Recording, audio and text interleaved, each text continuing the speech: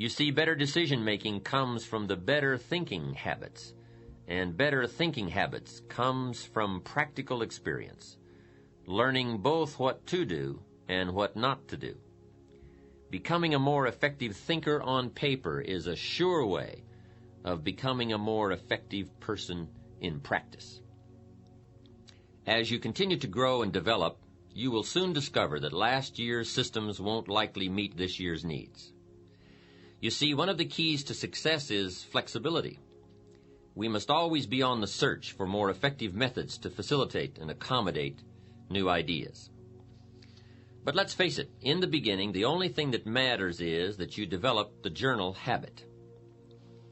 Just one bit of advice, however, bear in mind that a journal should be capable of going wherever you go. A journal that requires more space than your briefcase permits, or more room than your desktop allows for you, more often than not, it will be left at home, gathering dust instead of thoughts, and cobwebs instead of observations. But let's get to the heart of the matter.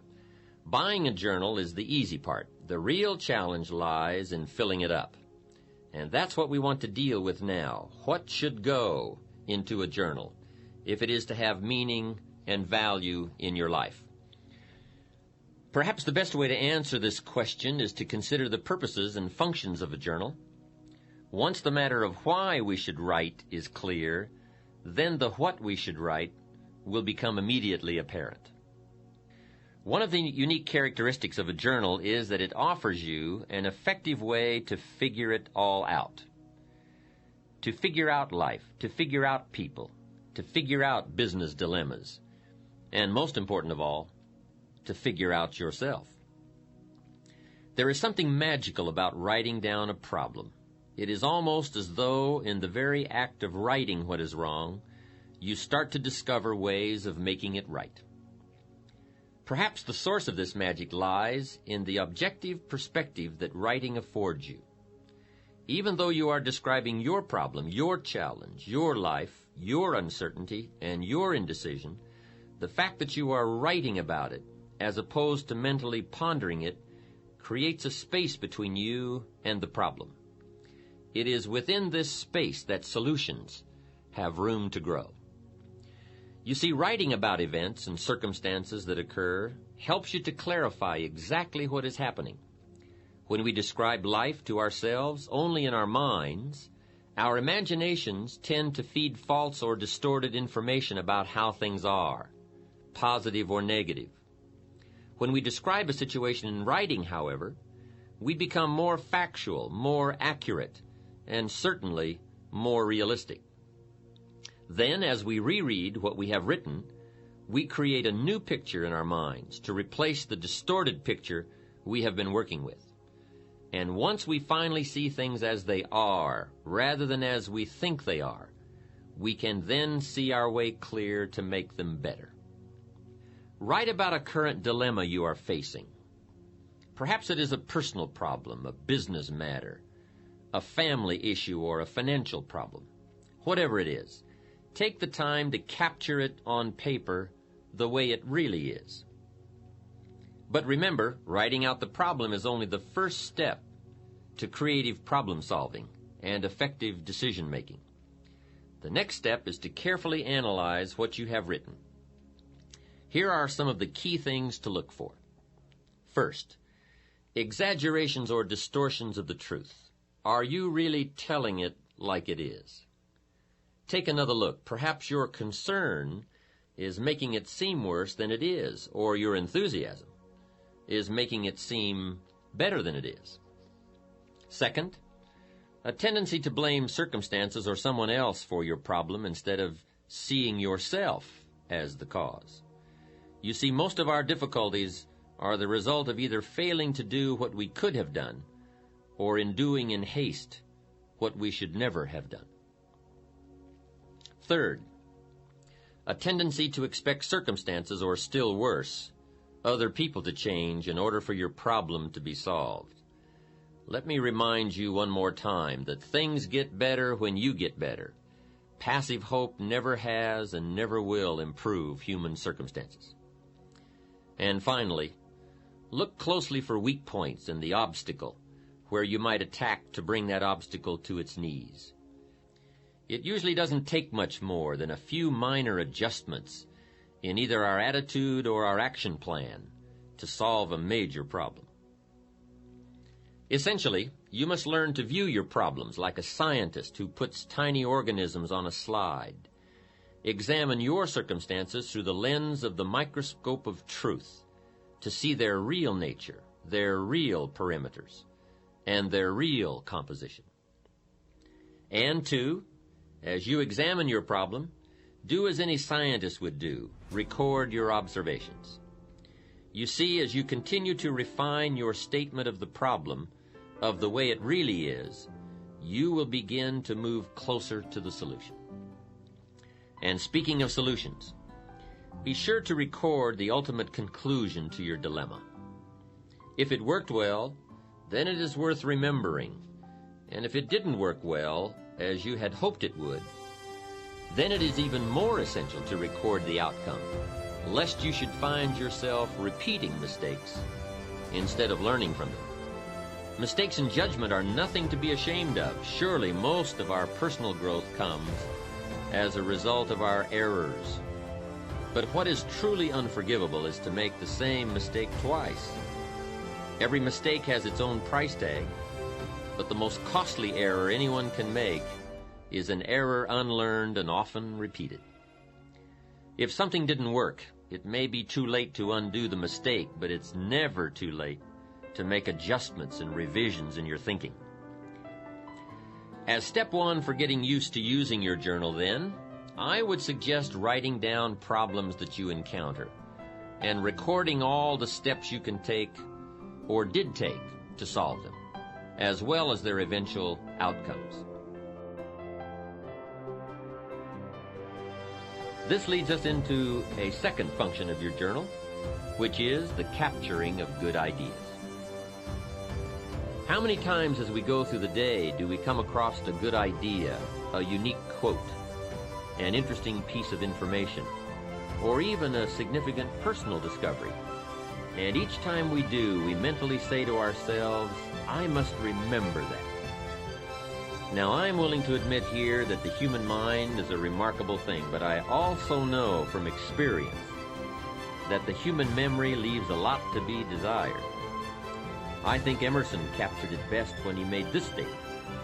I suppose that every old scholar has had the experience of reading something in a book which has significance to him, but which he could never find again.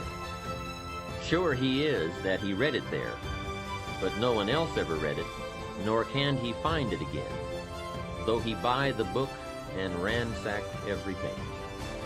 How true. What we do not somehow capture today is lost forever. There are a lot of things in life that we can trust, but my experience has taught me that the human memory is most definitely not one of them. There are so many sources of insight and inspiration all around us. Good ideas flow in abundance from sermons and lectures, from books and magazines, television documentaries, business meetings, and conversations. But obviously, for you to capture the ideas, it is essential, as I mentioned earlier, that your journal always be at your side. Let other people sit there thinking they can remember it all. Let other people treat opportunity casually, but not you. I would ask you to treat it seriously. Let other people wonder at the end of their lives where it all went wrong, but not you. Let other people play while you work, fool around while you study, soak up the sun while you soak up ideas. 10 years from now, they'll still be trying to figure out how to pay the bills, or wondering why their marriage isn't working out, or why they don't seem to be getting ahead professionally, but not you. Life always rewards the serious students for their labors. So, since we all know that it's nearly impossible for most of us to remember the exact phrasing of an inspiring line, or the specific details of a business conference over an extended period of time, we've got to get serious about capturing it now. Generally, if we wait until the end of the day to describe events and happenings and conversations in our journals, the specific details have already escaped us. At best, we are left with scattered fragments, and it's hard to build an exciting future from mere bits and pieces of the past and present. So I would encourage you to get it all down as it comes your way. Financial ideas, personal development ideas, time management ideas, family ideas, business ideas. Everything you have the good fortune to come across. If an idea is worth listening to, worth reading, worth remembering, then it is also worth capturing in your journal. And there are many reasons for making the effort to capture good ideas, not the least of which is the fact that the simple act of writing something on paper helps to etch the idea more firmly in our conscious minds. To hear it, or see it, or read it is one thing. To take the time and make the mental effort to capture it with paper and pen is so much more.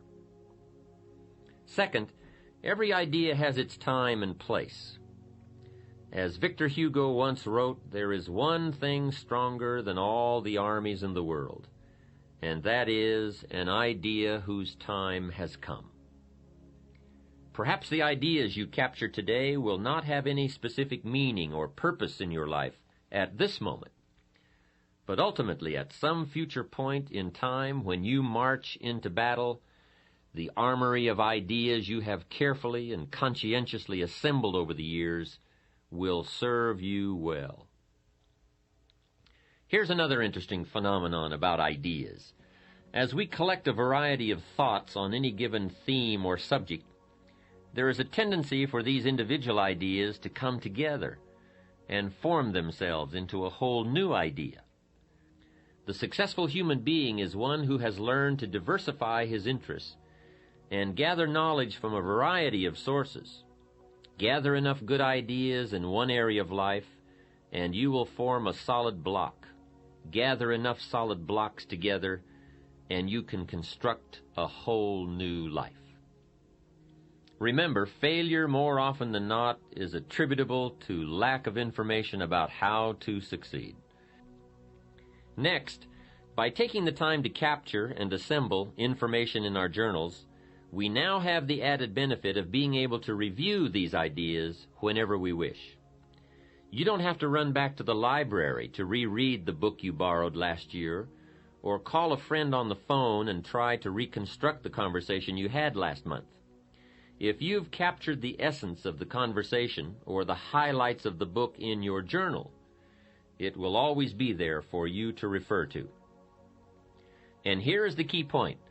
For your journals to have their greatest value, they must be frequently reviewed. You see, writing in journals is merely a way of capturing information, but it is by rereading our journals that we begin the process of translating information into practical knowledge about ourselves, our environment, our relationships, our businesses, our financial affairs, our dreams, and our own better future. I would strongly urge you to set aside a day each week, or at the very least each month, to review your recent entries. And then once a year, take all of your journals off the shelf and read them from cover to cover. What you read will probably make an incredible story of personal growth.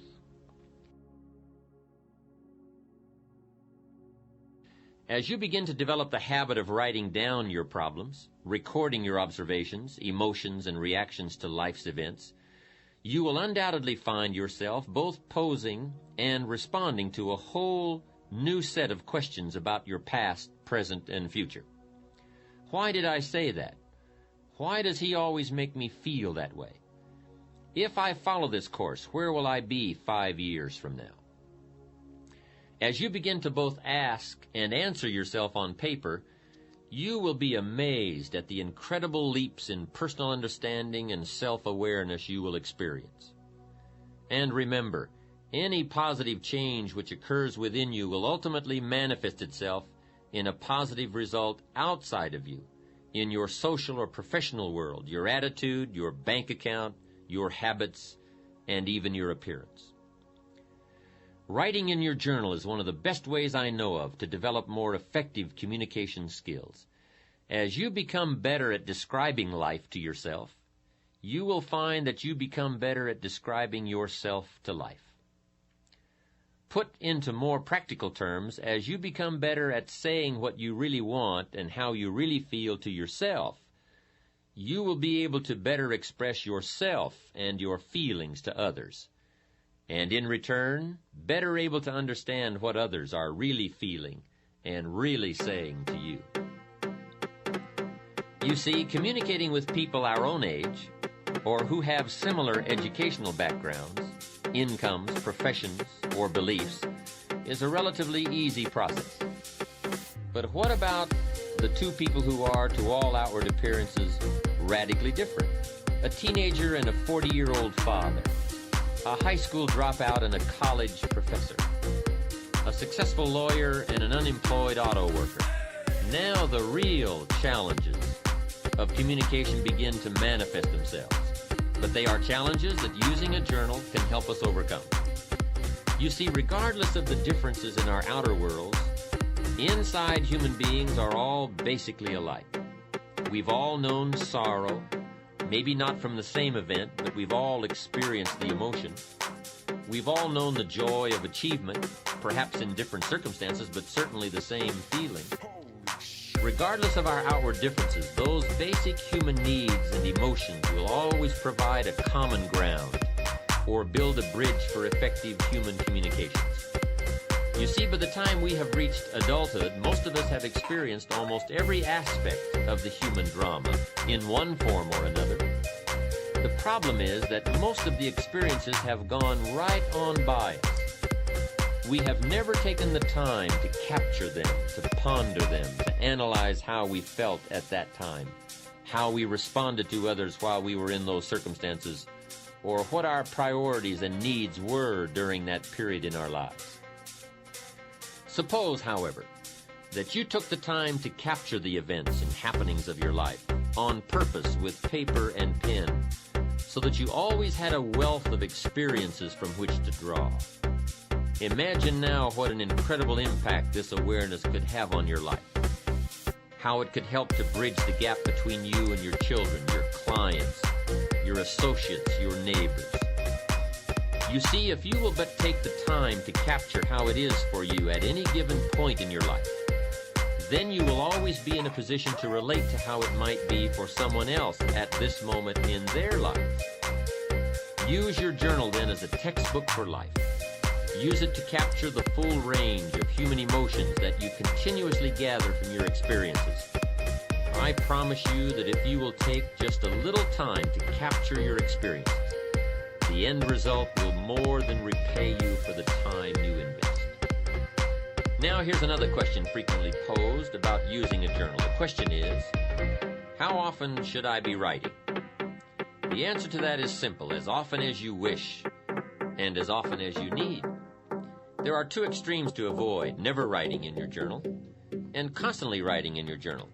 In the first instance, you will be participating in life without capturing it, and in the latter case, you will be capturing life without participating in it.